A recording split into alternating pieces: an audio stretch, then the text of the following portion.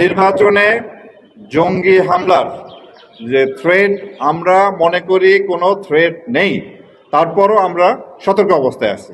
Rapid action battalion এই নির্বাচনকে সুষ্ঠুভাবে সম্পন্ন করার জন্য, আইন শৃঙ্খলা পরিস্থিতি ভালো রাখার জন্য দীর্ঘদিন যাবতে শিডিউল ঘোষণার আগ থেকেই আমরা কাজ করে আসছি। আমরা আমাদের যে ম্যান্ডেটেড কাজ, অবৈধ অস্ত্র উদ্ধার, সন্ত্রাসী গ্রেপ্তার, এই কার্যক্রম আমাদের জোরালো ছিল এবং গত প্রায় 1.5-2 মাসে আমরা অসংখ্য অস্ত্র উদ্ধার করতে সক্ষম হই। ইভেন গতকালকেও আমরা কুমিল্লা থেকে বিপুল সংখ্যক অস্ত্র উদ্ধার করি এবং আজকেও দেশের বিভিন্ন অঞ্চলে এই অস্ত্র উদ্ধার, বেশ কিছু অস্ত্র উদ্ধার হয়েছে। এবং আমাদের যে লক্ষ্য ছিল নির্বাচনকে সুষ্ঠু করার জন্য আইন শৃঙ্খলা পরিস্থিতি যেভাবে ভালো রাখা দরকার, যতটুকু ভালো রাখা দরকার, সেইভাবে আমরা কাজ করে আসতেছিলাম। তো আমরা এই পর্যন্ত আমরা একেবারে প্রাক নির্বাচন সময়ের একেবারেই শেষ প্রান্তে, আগামীকালই নির্বাচন হতে যাচ্ছে। তো আমরা 3টা ফেজে ভাগ করেছিলাম: নির্বাচন পূর্ব সময়, নির্বাচনের দিন এবং নির্বাচন পরবর্তী সময়। তো নির্বাচন পূর্ব সময়টি আমরা ইনশাল্লাহ ভালোভাবেই সম্পন্ন করেছি, খুব ছোটোখাটো 2-1টি ঘটনা ছাড়া। এখন আমাদের লক্ষ্য আজকের এই নির্বাচন পূর্ব বাকি সময়টা সুন্দরভাবে যাতে আইন শৃঙ্খলা পরিস্থিতি ভালো থাকে, সেই জন্য আমরা কাজ করে যাচ্ছি। কালকে নির্বাচন, সে নির্বাচনের জন্য আমাদের যে প্রস্তুতি সম্পূর্ণ হয়েছে অলরেডি। আমরা এবার স্ট্রাইকিং এবং মোবাইল হিসাবে কাজ করব। সারা বাংলাদেশের 64 জেলা এবং 8টি মেট্রো এলাকায় আমাদের টিম চলে গেছে এবং গত 8 তারিখ থেকেই তারা মোতায়েন আছে এবং কাজ করে যাচ্ছে। কালকেও তারা কাজ করবে। আমরা আশা করি কালকের নির্বাচনটি সুন্দর, সুষ্ঠুভাবে সম্পন্ন হবে, কোনো রকম গোলযোগ, বড় ধরনের গোলযোগ ছাড়াই।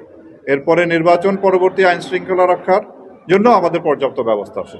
তাহলে আমরা আশা করতে পারি যে নির্বাচন পূর্ব সময়টি আমাদের যতটুকু প্রত্যাশা ছিল, জনগণের যতটুকু প্রত্যাশা ছিল, আমি মনে করি তার চেয়ে একটু ভালোভাবেই শেষ হয়েছে। নির্বাচনের দিনটিও আপনারা বা আমরা যেভাবে প্রত্যাশা করি তার চেয়ে ভালো হবে, এটি আমরা আশা রাখি। আপনার নির্বাচনে জঙ্গি হামলার যে থ্রেট, আমরা মনে করি কোনো থ্রেট নেই, তারপরও আমরা সতর্ক অবস্থায় আছি। আমরা এদিকে সতর্ক দৃষ্টি রাখছি। আপনারা নির্বাচন কমিশন একটা প্রজ্ঞাপনা আছে যে আপনারা জানেন যে একটা নির্দিষ্ট সময় পর্যন্ত নির্বাচনের ভোটার বা যুক্তিসঙ্গত কারণ ছাড়া বহিরাগত থাকতে পারবে না। এদিকে আমাদের সজাগ দৃষ্টি আছে। আমরা সাসপেক্টেড জায়গায় যদি বহিরাগতর উপস্থিতি এরকম যদি আমাদের নজরদারিতে আসে, অবশ্যই আমরা আইনানুগ ব্যবস্থা গ্রহণ করব। আপনার এটি গোয়েন্দা তথ্যের ভিত্তিতে আপনার ঝুঁকিপূর্ণ না বলে আমরা বলি এটা গুরুত্বপূর্ণ, অধিক গুরুত্বপূর্ণ এবং সাধারণ কেন্দ্র।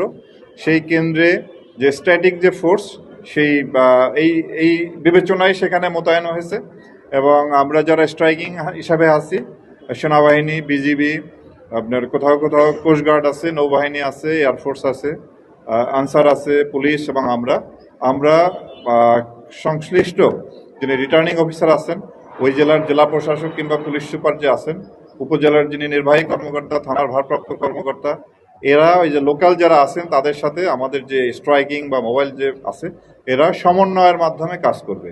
সুতরাং ওই অর্থে একেবারে ঝুঁকিপূর্ণ বলতে আপনি যেটা বোঝাচ্ছেন সেই রকম আমরা আশঙ্কা করি না। আমরা আশা করি আমাদের যে পরিমাণ জনবল, সর্বাধিক পরিমাণ আইন শৃঙ্খলা রক্ষাকারী বাহিনী এবার মোতায়েন আছে। তো প্রযুক্তিগত যে সক্ষমতা, এটা অন্যান্য বারের চেয়ে সবচেয়ে বেশি। আমাদের আপনার অলমোস্ট প্রতিটা কেন্দ্রে সিসিটিভি আছে, পুলিশের প্রায় 25,700 মতো বডি ক্যাম আছে, এছাড়া ড্রোন আছে, আমাদের র্যাবের dog squad, bomb disposal team, helicopter, এগুলিও আছে। এরপরে আপনার যত ধরনের প্রযুক্তিগত যে সক্ষমতা, এটা অন্যান্য বারের চেয়ে বেশি। সুতরাং আমরা মনে করি, এবং আমি প্রথমেই বলেছি, আমরা যতটুকু ভালো নির্বাচন প্রত্যাশা করছি তার চেয়ে ভালো ছাড়া খারাপ হবে না, তার চেয়ে একটু ভালো হবে, এটা আমার আশাবাদ।